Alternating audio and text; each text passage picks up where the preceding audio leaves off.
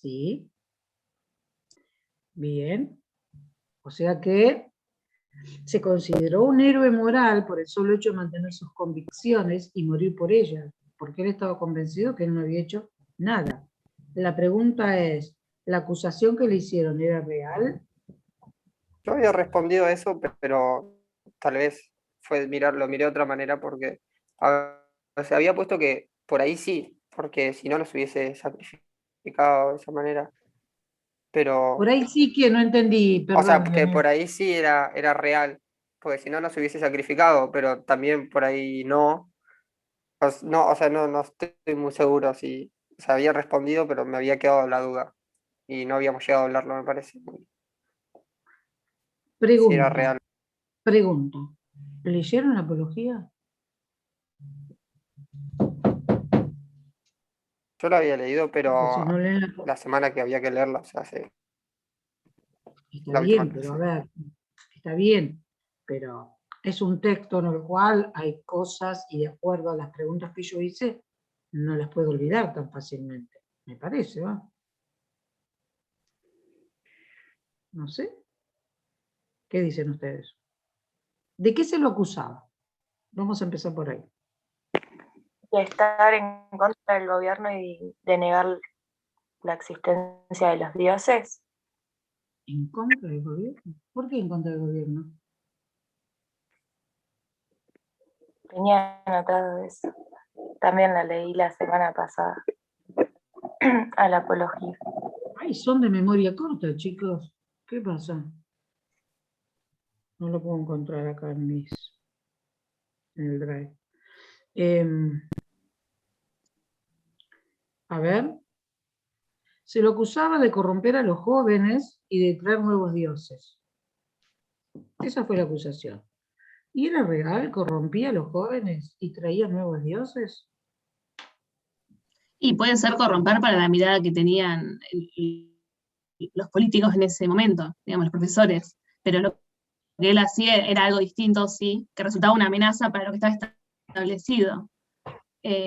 Digamos, era real la acusación en el sentido de por qué lo acusaban, como que iban por ahí más allá de como que lo que él hacía, digamos, él estaba seguro de que no los corrompía, sino que les daba otro punto de vista más crítico, y bueno, eso jugaba en contra. ¿Les daba? No, Sócrates no les No, daba nada. ayudaba a que ellos comprendan, Que saquen los afuera. guiaba. Pero eso no era corromper, al contrario. Si lo que buscaba era, ¿qué cosa les dije yo? Que lo marcaran bien. ¿Qué cosa buscaba Sócrates? Al final de la clase lo charlé. El concepto universal. El concepto universal. Si buscaba el concepto universal, buscaba la verdad. El único concepto que podía ser aceptado para las distintas propuestas, supónganse, de lo que significa maldad o lo que significa justicia, no de acuerdo al interés de cada uno. Y eso no era corromper, él no corrompía a nadie. Además, él no informaba, como dijiste vos, él formaba. Además, los jóvenes se acercaban a él. Así que no es cierto. Y la otra cuestión, traer nuevos dioses. ¿Es cierto? ¿Traía nuevos dioses? Y decía, traía nuevos dioses y no creía en los dioses de la ciudad.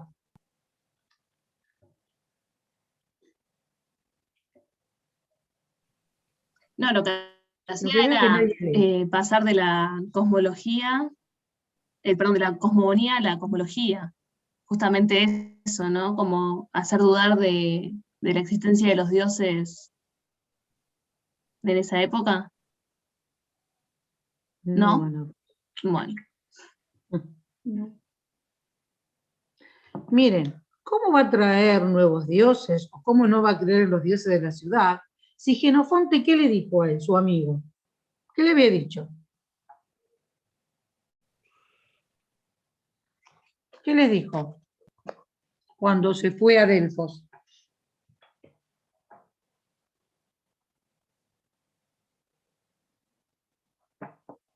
Chicos, no leyeron ni la apología ni la fotocopia. No digo todos, pero la gran mayoría están como en otro mundo. ¿Cómo van a hacer para el parcial? Porque va a haber parcial, lamentablemente. Porque como no fueron trabajando, ni leyendo, ni un ida y vuelta. Axel, ¿dónde estás? Axel. A Sí, ver, profe. contanos un poquito.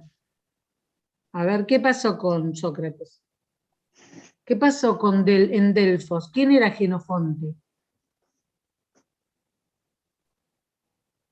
Perdón, Jenofonte no. Quierofonte. Jenofonte era otra persona. Quierofonte. ¿Quién era?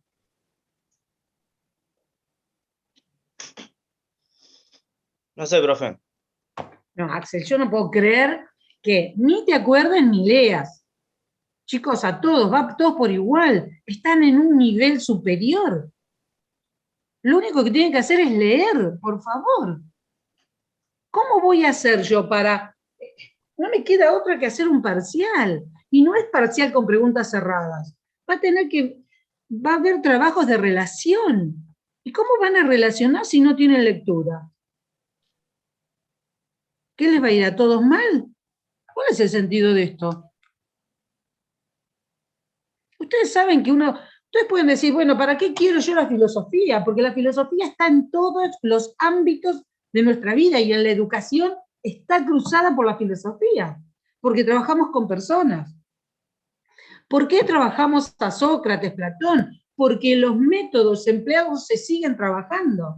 La mayéutica sigue trabajando a nivel escolar, o a nivel escuela, a nivel institución, a nivel universitario, en todos los niveles. No se da porque sí nomás. Tiene un sentido. Que vayan a ser profesor de educación física no significa que no tienen que tener una preparación general.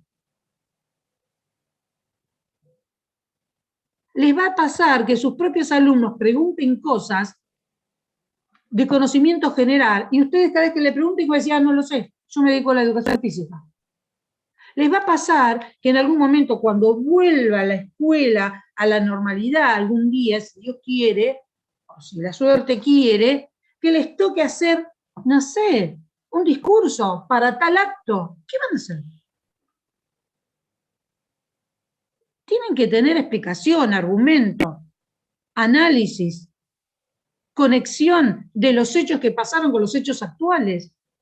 Y eso se logra con conocimiento, chicos. Con lecturas generales. ¿Qué es lo que van a hacer? ¿Nada más que el reglamento para jugar al vóley? ¿O alguna otra cosa? No creo. No. Para eso no estudian educación física.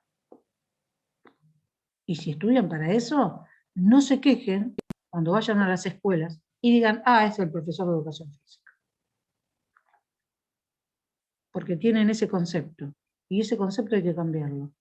Porque la tarea que hace el profesor de educación física es importantísima. Importantísimo. Pone en marcha muchas, digamos, acciones en las cuales están formando personas.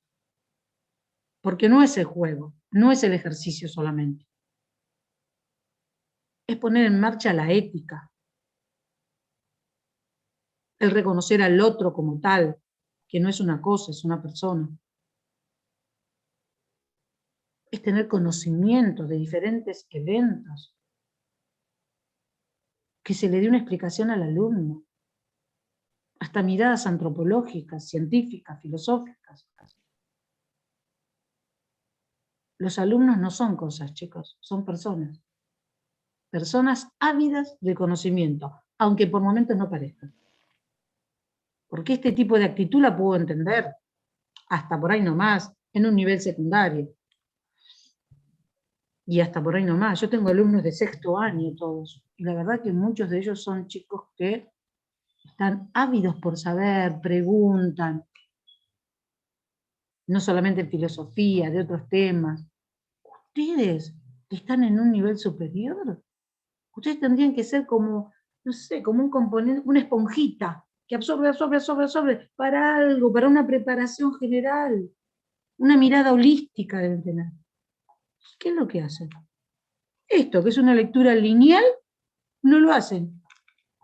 esto que es una lectura para formarse como docentes, porque van a aplicar los métodos, no lo hace. La verdad que no los entiendo. Pagan para no saber. La verdad que no sé.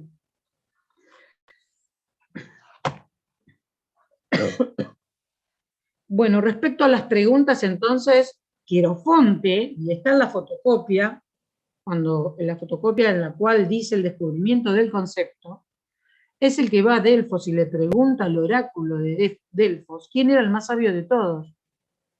¿Y qué dice el oráculo?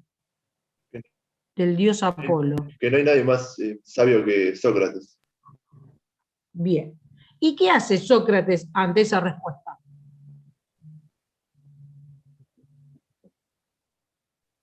¿La deja pasar? ¿Qué hace?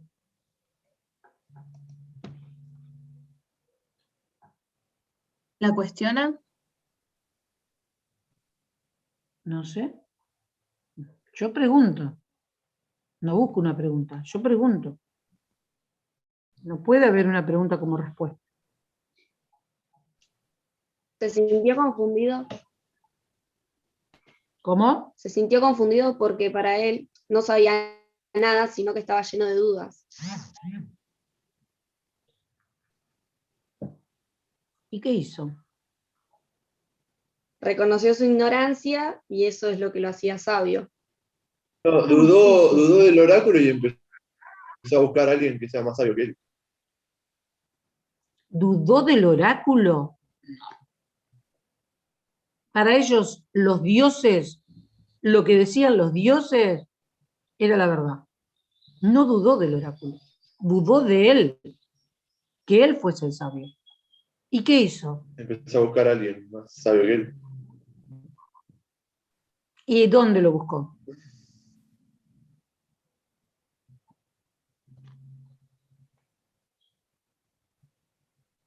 ¿Dónde lo buscó?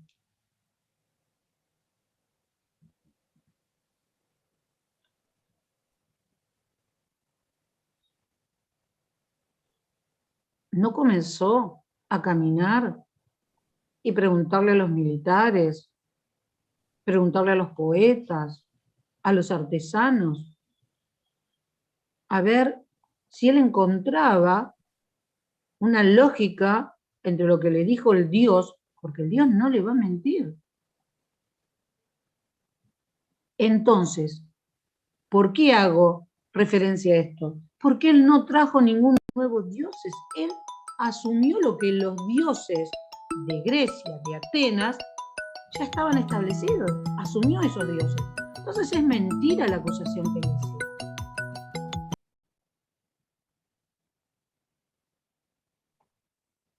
¿Qué pasa, Lucía? Que justo me llamaron. Recibí una llamada y me reí porque justo estaba hablando. Ahí. Entonces no es cierta la acusación. Pero bueno. ¿Cuál era la otra pregunta?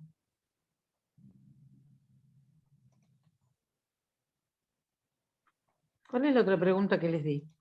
¿La que le sigue a esa, profe? Por favor. Dice, ¿qué hubiese sucedido si aceptaba que sus amigos pagaran una recompensa y de ese modo salvaba su vida? Bien. ¿Qué hubiese sucedido? Hubiera sido en vano todo lo que hizo, porque todo lo que dijo durante toda su vida hubiera quedado en la nada, si hubiera pedido por otra pena. No, ni siquiera, está bien. O sea, el hecho de que hubiese aceptado significa que él lo podían corromper y él iba en contra de la corrupción. Entonces todos los, digamos, todo lo que él pensaba, todo lo que él decía, todo lo que él de alguna manera demostraba, porque era coherente, hubiese quedado en la nada, hubiese sido falso, hubiese sido un simple sofista. Y él no podía aceptar eso. Prefirió ser condenado. Además les aclaré, no hay peor cosa para el griego como para el romano, por ejemplo, ser desterrado. porque para ellos la tierra, la patria, el nombre de patria, tiene una importancia enorme. Algo que tenemos que internalizar, porque no la tenemos ni siquiera nosotros, el sentido de patria. ¿Saben dónde se ve la patria? Cuando juegan al fútbol en otro lado y tararean el himno. Ahí piensan que es patria. Después no hay defensa de la patria. Patria, parte de uno es eso. Si yo no tengo una identidad nacional, no existo para el mundo. Ellos sí sabían lo que era eso, nosotros no. Nosotros no. Pero bueno. ¿Cuál es la otra pregunta que sigue?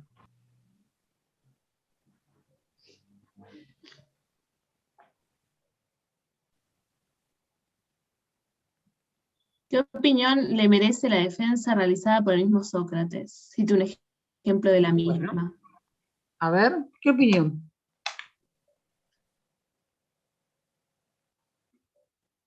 ¿Qué les parece? ¿Cómo se defendió?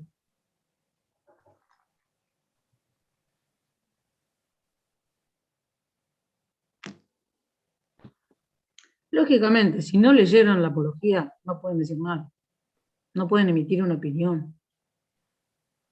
Y justamente la apología, cuando yo la doy, no solamente para que vean quién era Sócrates, sino para que aprendan a argumentar.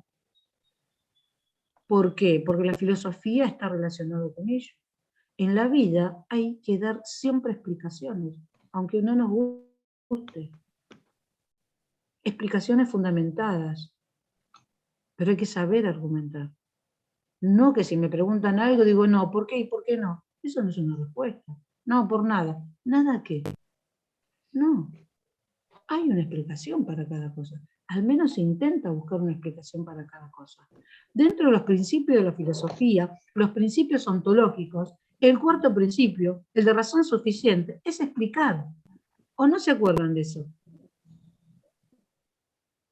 Todo tiene una explicación, todo tiene un porqué en filosofía. No hay casualidad, hay causalidad.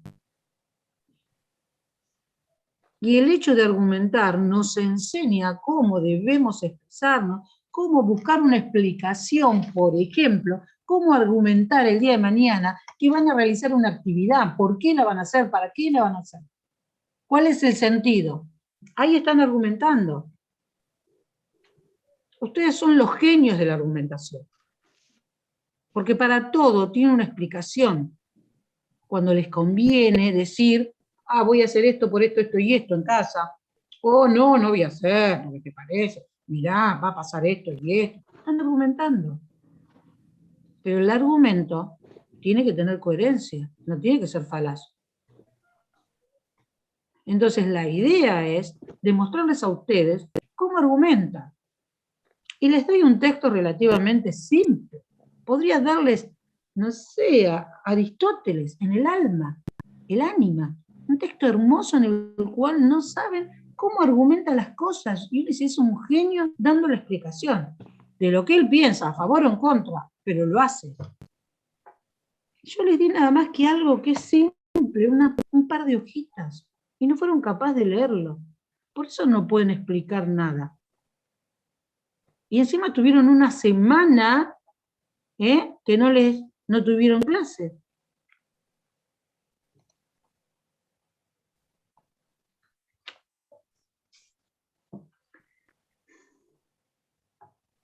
Acá, en una parte del texto, que me leto, porque ¿quiénes eran los que lo habían acusado a Sócrates? ¿Quiénes fueron? ¿Cómo se llamaban?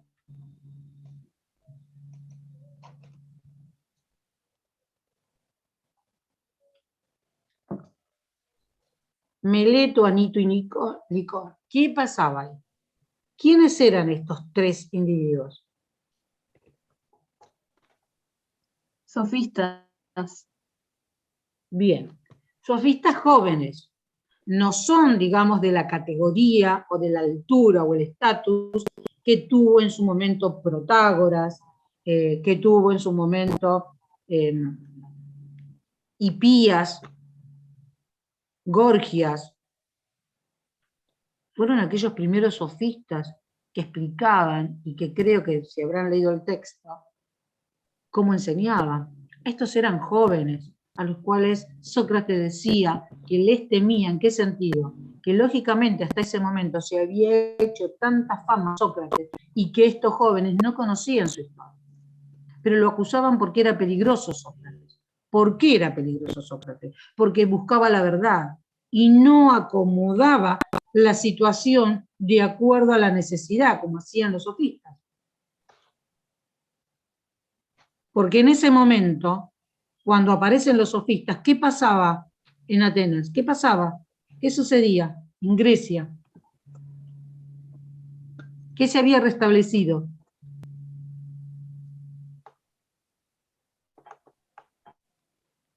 La democracia puede ser, profe.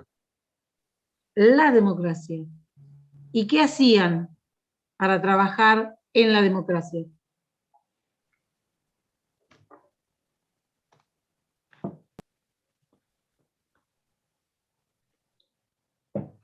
¿Qué significa democracia?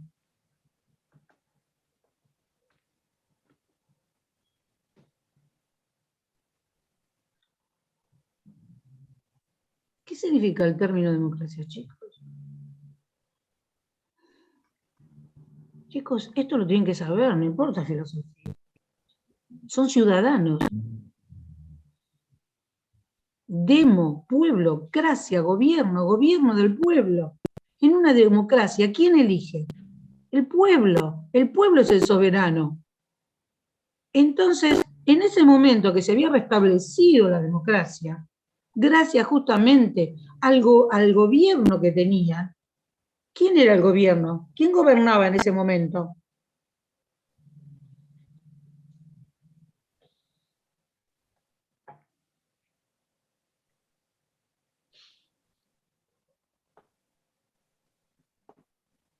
La verdad que me duele, no que me molesta, me duele. ¿Saben por qué me duele que les pase esto? Porque no tienen interés y ustedes se piensan que es una materia más. Y filosofía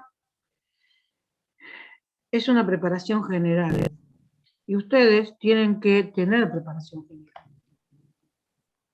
Ustedes no pueden basarse nada más que en lo que aprenden, solamente educación física.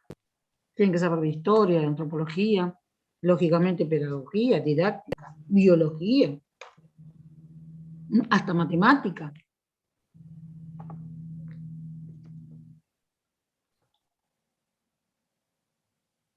Entonces, la verdad que me duele, porque no les interesa absolutamente nada.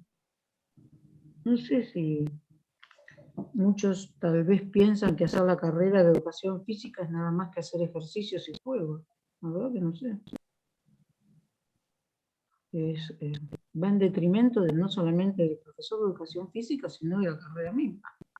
¿Leyeron a Crisorio ustedes? ¿Trabajan Crisorio? ¿En alguna materia? Crisorio es el referente en educación física.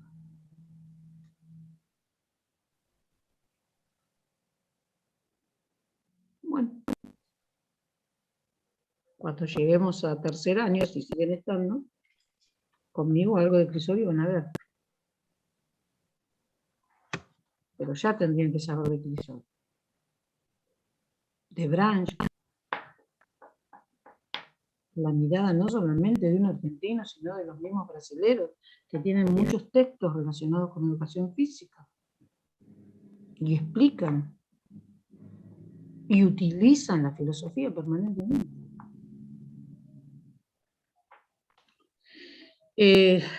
Cuando yo les pedía un párrafo o algo respecto a su defensa, Profe, acá hay una parte, ¿sí? yo había notado una frase que había dicho él, pero no sé si, como estuvimos hablando, me parece que empecé a borrar cosas porque había hecho algunas partes mal, pero bueno, había puesto: aquel que le tiene miedo a la muerte en realidad es un falso sabio porque creen saber lo que es la muerte sin nadie saberlo.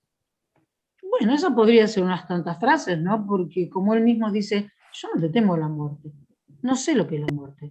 Si yo le temiese a la muerte, daría a conocer que sé lo que es la muerte, y es mentira. Estaría mintiendo. Entonces no tengo por qué temer a la muerte. Ninguno sabemos qué es la muerte. Sabemos que se termina la vida, pero qué es la muerte en sí no sabemos. Nadie nos vino a contar.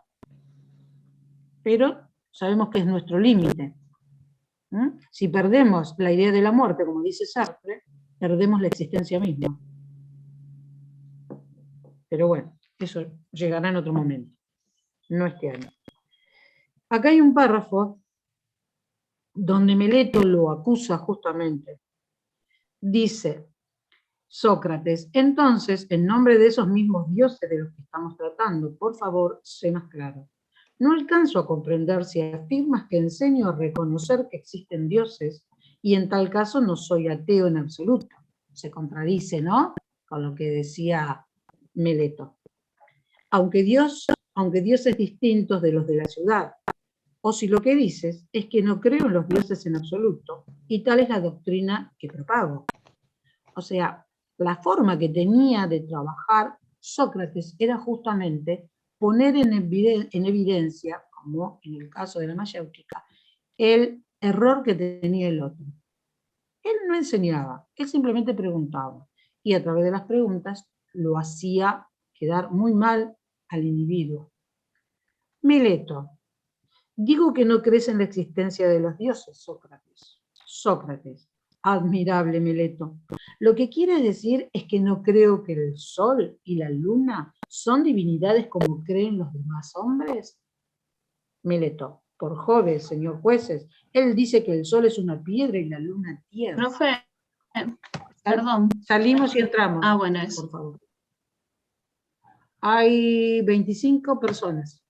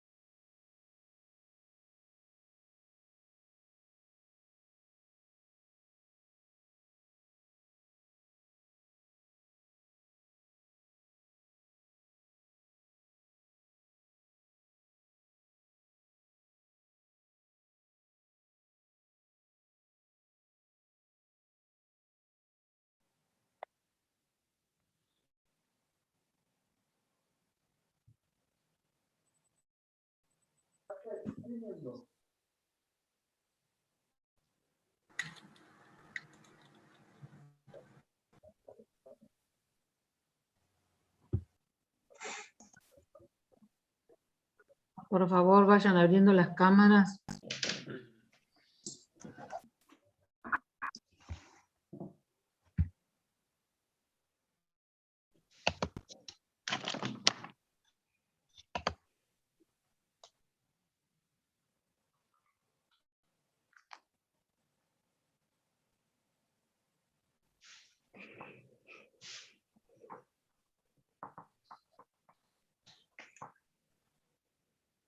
Están faltando 2 personas.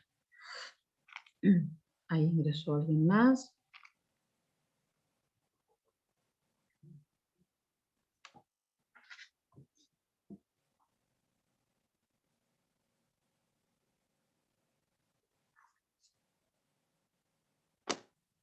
Bueno, entonces Sócrates le dice, querido Meleto, es Anaxágora a quien crees estar acusando.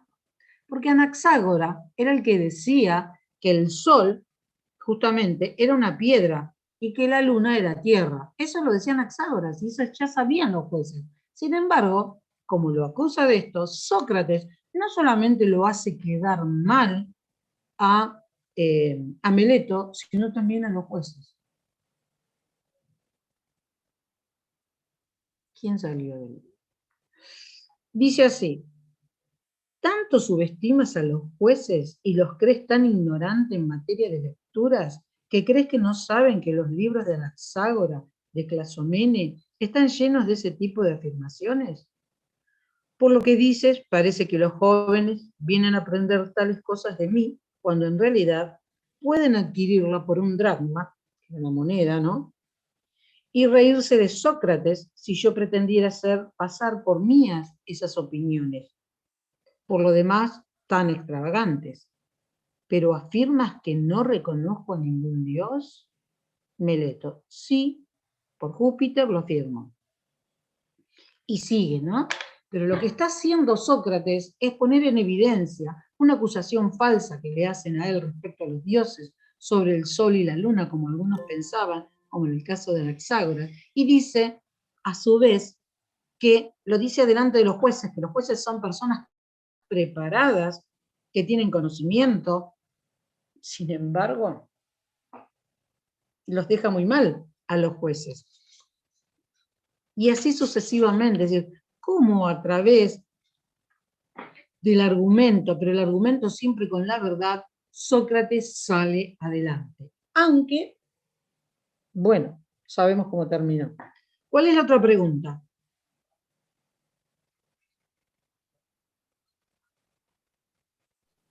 Dice, ¿su actitud dejó alguna enseñanza?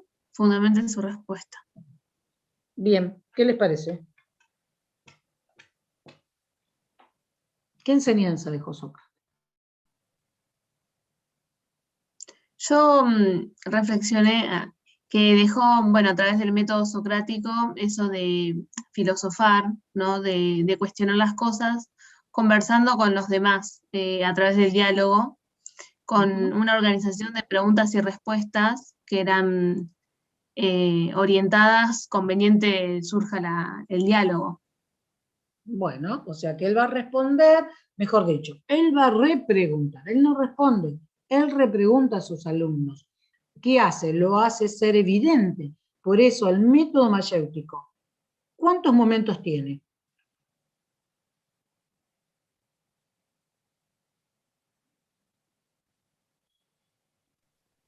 Tres, profe.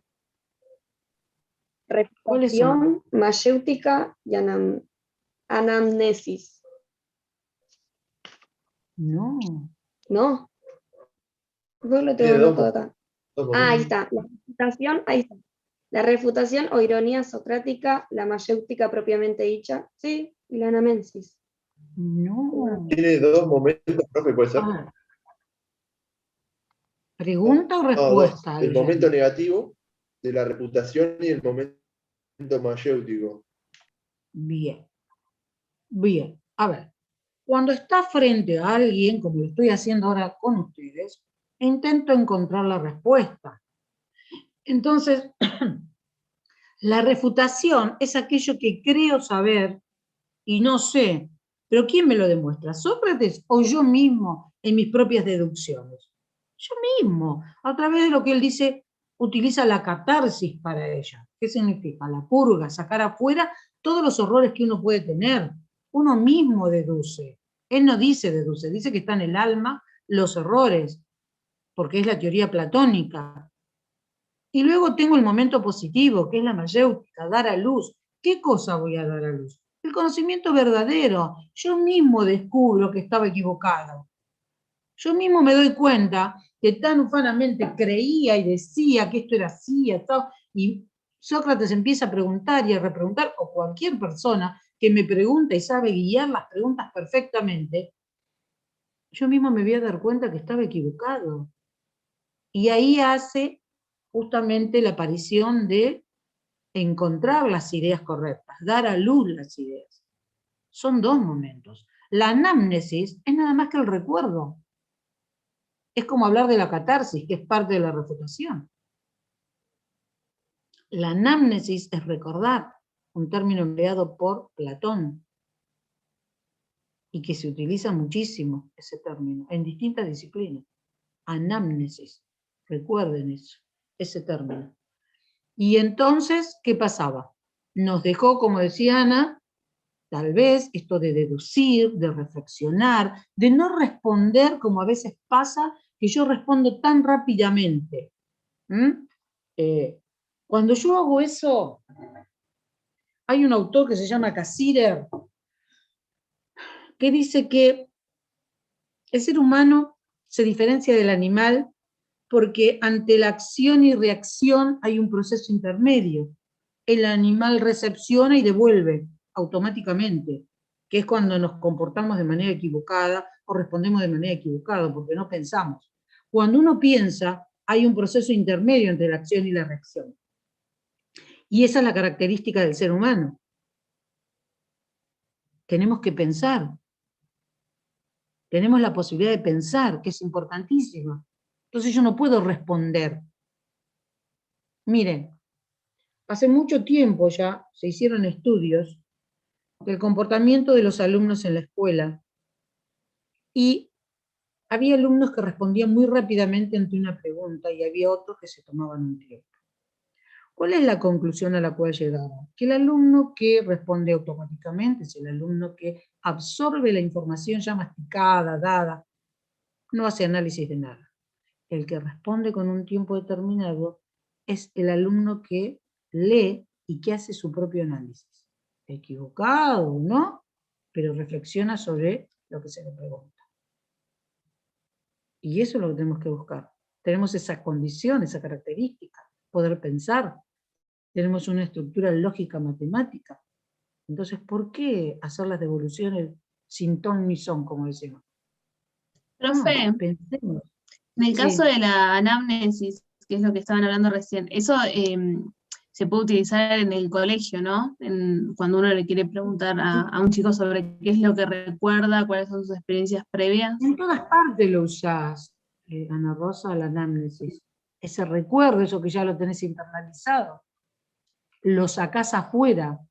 Por ahí cosas que ni pensabas ni te acordabas que lo tenías. Y en un momento dado, ante una situación determinada, sale. Y vos decís, mirá vos, yo lo tenía y no me daba cuenta. No es la memoria solamente por el recuerdo. La anamnesis también lo hace aquel que hace terapia en psicología, que lo tiene como muy guardadito y no se acuerda de nada, y en un momento dado, como dice en psicología, el infraconsciente sale, se levantan esas barreras cuando dormís. Ahí te aparecieron, tal vez a través de los sueños, de cosas que vos ni te acordabas que habías vivido. Entonces la anamnesis es eso. Ellos lo referían al tema del alma. El alma guarda por todo el proceso que hace Platón de cómo llega a conocer el hombre. Y a través de la anamnesis sale. Eso ya lo vamos a ver. Pero chicos tienen que leer. Si no leen es imposible que entiendan nada. Bien, ¿cuál es la otra pregunta, Ana? Por favor. Le digo, profe.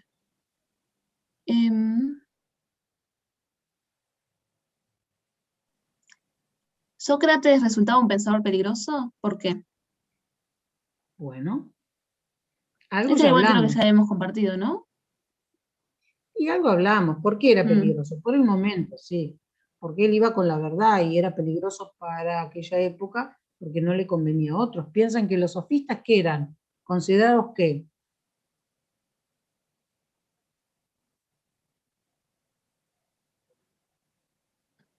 ¿Maestros ¿Cuál eran era la o tarea de los políticos? sofistas? Maestros ambulantes. ¿Y qué hacían? Para enseñar. Cobraban. Cobraban mucho dinero. Iban de casa en casa, de pueblo en pueblo. Lo que querían hacer es que estuviesen informados para participar en el ágora, en ese momento político tan importante, que no eran todos los ciudadanos, justamente el término ciudadano, trabajaban para la polis. ¿Qué es una polis? Ciudad-estado. De ahí política. Ciudad-estado. Bien, bien Santiago. De ahí polis, política. Todo es política. No porque soy de derecha, no, todo es política. Poder expresarme, poder hablar, esto que estamos haciendo es política, polis. Hablamos, damos a conocer diferentes partidismos. Bien, ¿cuál es la otra pregunta, Ana? Por favor. Dice, ¿el hombre en la actualidad puede tener una postura socrática? Si afirma o niega, explique su respuesta. ejemplifíquela. Bueno, a ver, ¿qué piensan?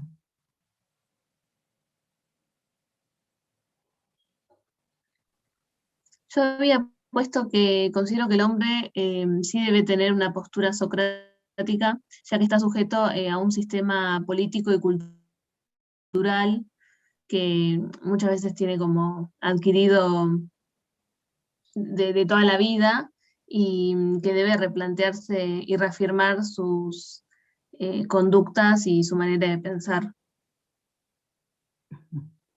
Bueno, a ver.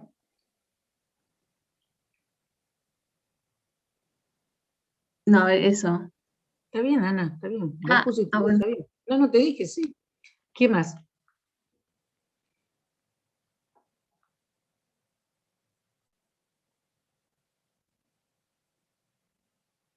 Yo, profe, Dijimos que sí.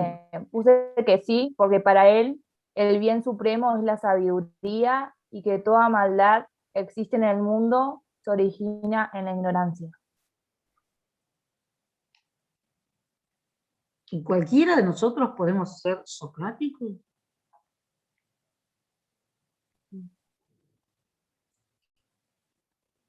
Qué difícil. Ustedes no lo están demostrando, de ser claro. O por ahí sí, desde otro lugar, de manera negativa. Ser socrático es ser coherente con lo que se dice y con lo que se hace. No en vano él tenía principios y muere por sus principios. Hoy el hombre vemos que dice una cosa y como tenemos los medios que graban permanentemente, con el tiempo aparece otra cosa. Se desdice. ¿Y eso es ser coherente? Un docente debe ser coherente con su grupo, con sus alumnos. Lo que dice y lo que hace tiene que tener coincidencia. Yo no les puedo decir a ustedes, no hacen esto, le llaman la atención, y yo tampoco lo hago. Eso no es coherente. Debo mantener la coherencia. Eso es lo que hizo Sócrates, y hoy día son muy pocos los socráticos. Un verdadero socrático que se mantiene en lo que dice y se mantiene en lo que hace, a costa de lo que sea, porque está convencido que lo que él dice es lo correcto, o lo que él hace es lo correcto, y coincide el pensamiento con la acción. Hoy vemos permanentemente que no pasa eso.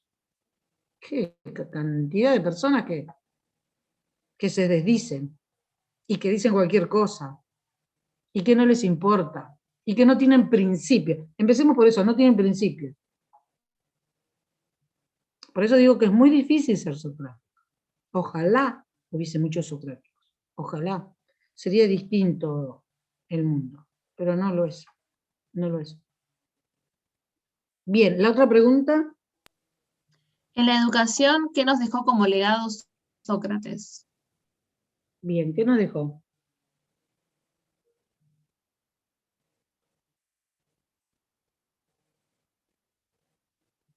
Una de las cosas puede ser que el concepto y la definición, como que buscaba la esencia, que era el concepto, que hacía que una cosa sea lo que es y no sea otra, y la respuesta, que era la definición, que bueno, era la respuesta a la pregunta de ese concepto. Sí, pero, a ver, esa era la intención de Sócrates, pero convengamos, Ana Rosa, que vos ante un término, vos lo buscás en un diccionario, en Google ahora, ¿y qué pasa? Aparecen diferentes acepciones, depende del contexto donde esté expuesto el concepto ese. No es lo mismo hablar de mesa financiera que hablar de la mesa que está en tu casa. Es distinto. Y hablamos del concepto mesa. ¿Entendés? Nos dejó justamente este proceso mayéutico, importantísimo, esto de la deducción, de pensar, de reflexionar, que está relacionado con la última pregunta, cuando dice, ilustre, ¿no? ¿Cómo dice? ¿Ilustre? La última pregunta. Ilustre cómo y cuándo se puede aplicar el método mayéutico en la educación. Claro, ¿cuándo? Por ejemplo, ilustrar significa no dibujar, ilustrar con ejemplo. Sí, porque ahí también tenés un concepto, justamente, Pues ilustrar. Ilustrar lo llevas a hacer un dibujito. ¿Qué es, por ejemplo? A ver. No estamos haciendo acá mayéutica, intento sacar de la nada algo, porque no leen, no tienen la mínima idea, ni siquiera piensan, chicos, porque lo venimos trabajando el tema, hablando de esto, de la mayéutica, del otro, de cómo trabaja, de los principios, de lo que nos va dejando. ¿Y qué es lo que hay la mayéutica? Si leyeron el proceso mayéutico en la educación, es el lugar donde más aparece la mayéutica.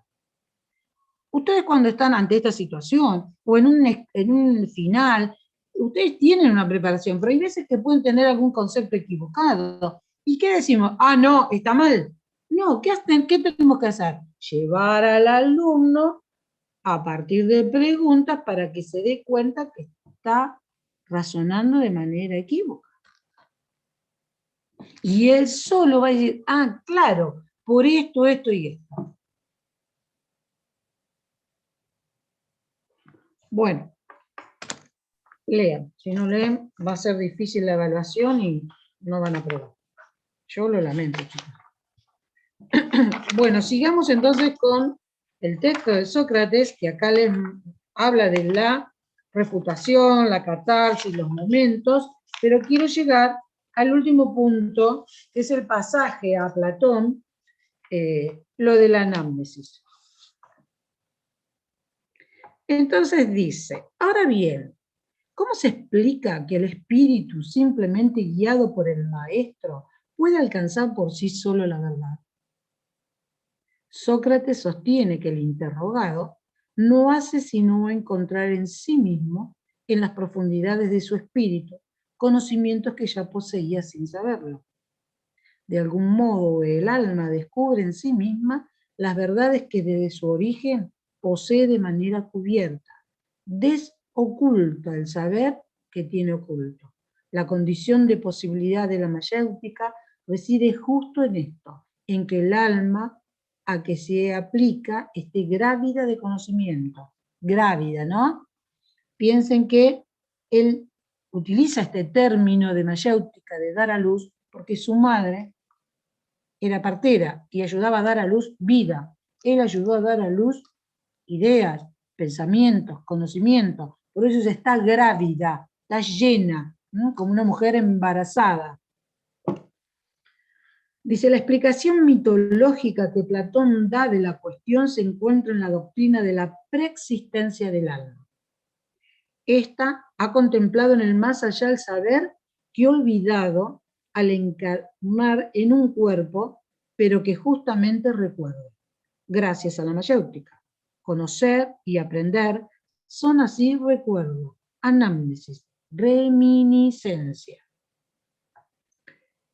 Y acá hay un párrafo que dice, así pues, siendo el alma inmortal y habiendo nacido muchas veces y habiendo visto todas las cosas, esta es la teoría platónica, todas las cosas, tanto las de este mundo, cuanto las del mundo invisible, no hay nada que no haya aprendido, de modo que no es nada asombroso que pueda recordar todo lo que aprendió antes acerca de la virtud y acerca de otras cuestiones.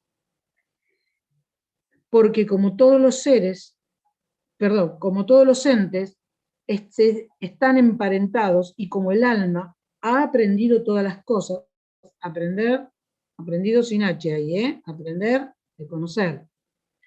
Nada impide que recordando una sola, lo que los hombres llaman aprender, descubra todas las otras cosas, si se trata de alguien valeroso y no desfallece en la búsqueda, porque el investigar y el aprender no son más que recuerdos.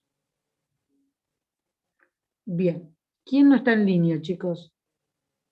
Hay dos. Poncio y el otro, o la otra persona. Profe, acá Jonathan González dice que tiene mala conexión a internet y se le corta el Zoom. A vos te dice eso, yo no lo tengo. No, lo mandó al grupo que tenemos en WhatsApp. Ah, porque no está ni él ni Poncio. Claro, otro no. No, sí, pero pero no te veo, no Poncio. en la cámara porque me están dando tildado. Bien. ¿Alguien más falta? ¿Quién más falta? Bueno, no importa, después tomo asistencia nuevamente. Perdón. Dice, con la frase mundo invisible traducimos en el mundo de Hades. ¿Se acuerdan Hades? ¿Quién era Hades en la mitología? El dios del inframundo, el dios de la muerte, el que rapta a Perséfone, que era la primavera. ¿Leyeron alguna vez los mitos? No. No, profe. Bueno, el Hades es el dios del inframundo, de la muerte. Era hijo de Cronos y Dice, Rea. el nombre... No, perdón. No, pero esa Cronos y Rea en la tierra, Sí, pero Ogea, no era hijos, o más o menos. todos son hijos de Zeus. Claro, lo vi hace mucho tiempo. Claro, Cronos es el dios más antiguo porque es el tiempo, representa el tiempo. Rea o Gea es la tierra, y Zeus con Gea tienen hijos, lógicamente van cambiando los nombres, pero va dando identidad a esos dioses. ¿Mm? Es como un gran árbol donde aparecen las distintas relaciones, los distintos grupos de familia a través de los dioses. Bien. Dice, nombre del dios que presidía la región a donde iban las almas de los muertos. El otro mundo, y nombre que literalmente significa invisible. Hades significa invisible. La muerte, o el que va a la muerte, es invisible para nosotros. Ya no está con nosotros. Esta expresión es un recurso literario mitológico utilizado aquí para contraponer a las cosas sensibles, otros entes que no cambian, y el conocimiento sensible, otro de especie totalmente diferente. De hecho, hay en el hombre, además del conocimiento empírico, a posteriori, esto que yo lo obtengo a través de mis sentidos, es decir, referido a las cosas sensibles, a las cosas de este mundo, otro conocimiento radicalmente diferente, que no depende de la experiencia, es decir, racional o a priori. A priori significa independientemente de la experiencia. 2 más 2 es igual a 4, y que por tanto se refiere a lo no sensible, a lo invisible.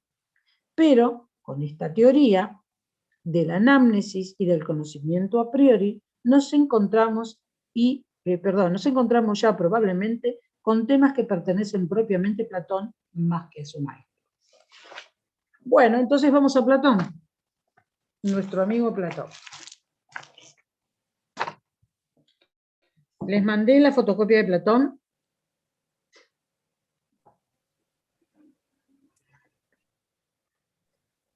Sí, es más, si yo me lo recuerdo, algo hablaba. Bueno. ¿Dónde nació Platón?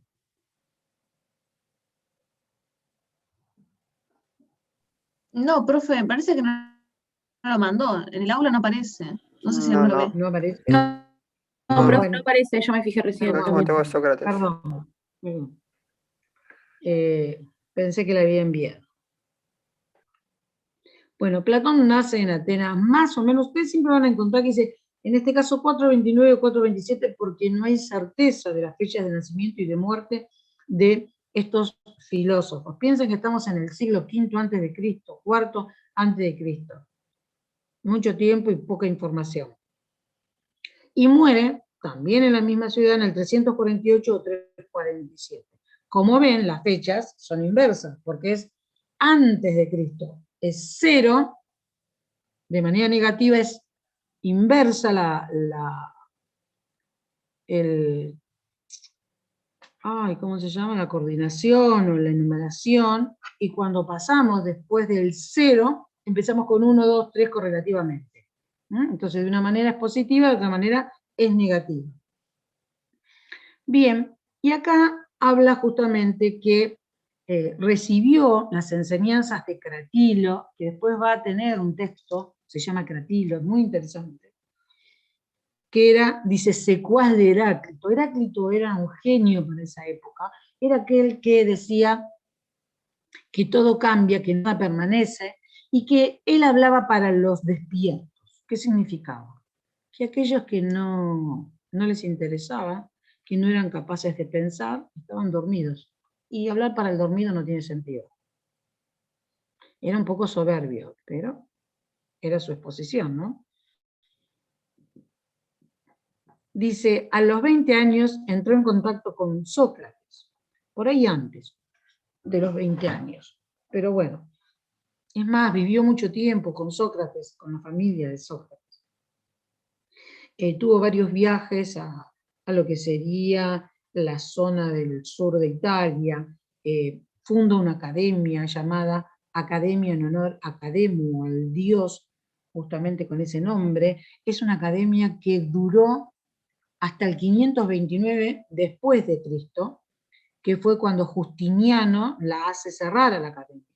Pero duró más de 900 años, como dice allí. En la academia fue una educación totalmente diferente a lo que estamos acostumbrados, una educación donde se hacía pensar, se reflexionaba, se meditaba, interpretaban, se los dejaba expresar libremente con argumentos lógicos, ¿no? Se dice que no se sabe si fue mejor filósofo que escritor, porque la forma que escribe es muy interesante y que hasta el día de hoy no se ha superado. La verdad que, no sé, no creo que, no sé si leyeron algo de Platón, pero es muy interesante, trabaja con mucha alegoría y eso lo hace mucho más rico el texto. Como ven acá, habla, ¿no?, de los diferentes textos, entre ellos la apología, que significa defensa, a Sócrates, pero después tiene diálogos, porque todos los textos son a modo de diálogos, en los cuales los hace participar también a Sócrates, a su maestro. Está el texto de Laques, Protágoras, Ión, Eutifrón, Critón, Gorgias, son sofistas, Menón, Cratilo, en el Cratilo habla mucho del lenguaje, sería importante que si algún día se atreviesen o se animasen a leerlo, les va a dejar en claro muchos de los temas que a veces tenemos como colgaditos ahí relacionados con el lenguaje.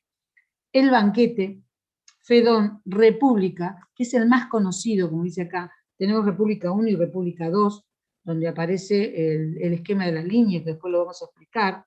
Parménides, que es lo contrario a Heráclito, porque Heráclito decía que todo cambiaba, y Parménides dice, no cambia absolutamente nada. ¿Por qué? Porque Parménides hacía alusión al concepto, a la razón, y Heráclito hacía alusión a los sentidos. Bien. Bueno, Fedro, sofistas, Timeo, leyes, el Teetetos. El Fedro también es muy interesante. En el Fedro hace una alegoría, una explicación o una analogía en relación a nuestra mente, en el cual dice que nosotros, el hombre está manejado como si fuese un carro, donde tenemos un caballo blanco y un caballo negro. El caballo blanco nos representa la pureza, la nobleza, y el caballo negro es la ira, ¿no? Es intempestivo. Y para que nosotros tengamos, digamos, un equilibrio en ello, está el auriga. El auriga es el que maneja el carro. Y el que maneja el carro es la razón, o es el alma, justamente. Entonces es la que nos va a dar el equilibrio. Es muy, muy interesante. Bien.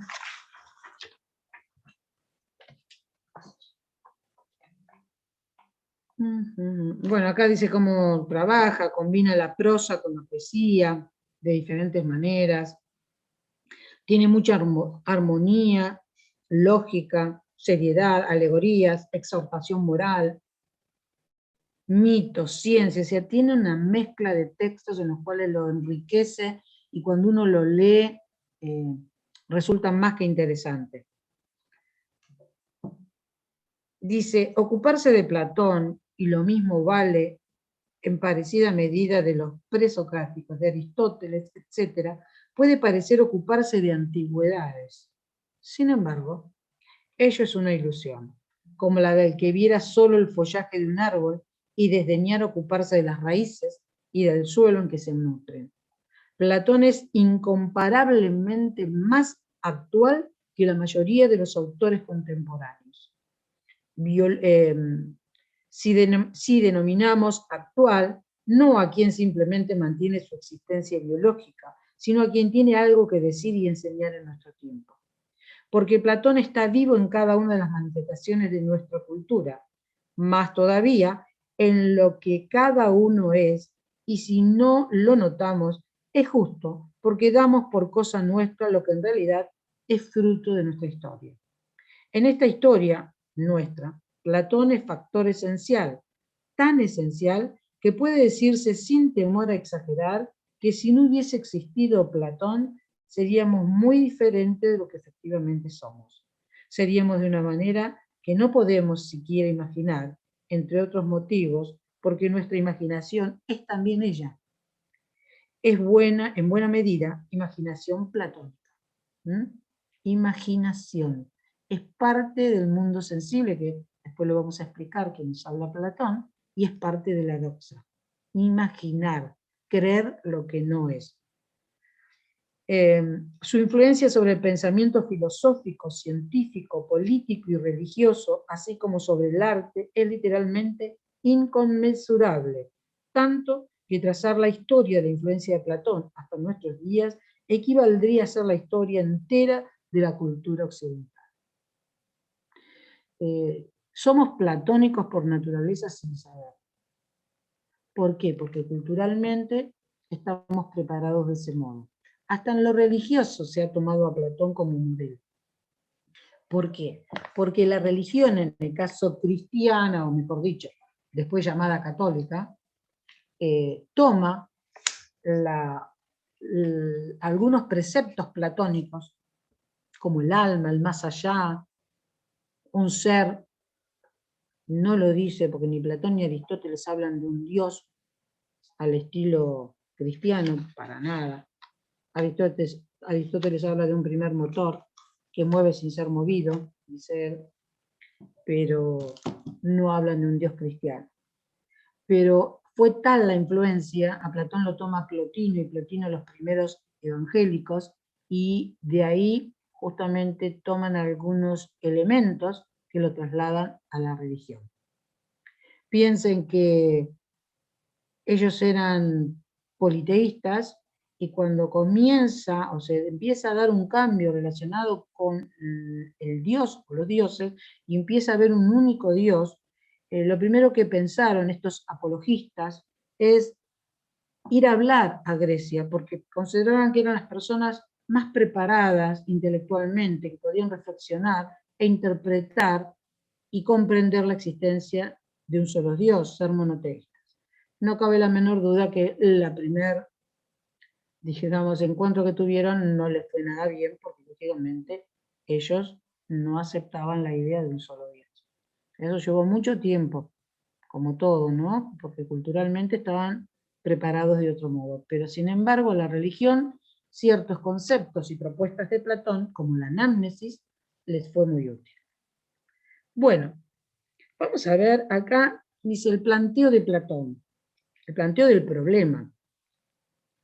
Y nos dice que, al igual que Sócrates, Platón va a poder o va a intentar encontrar la explicación de ese concepto universal.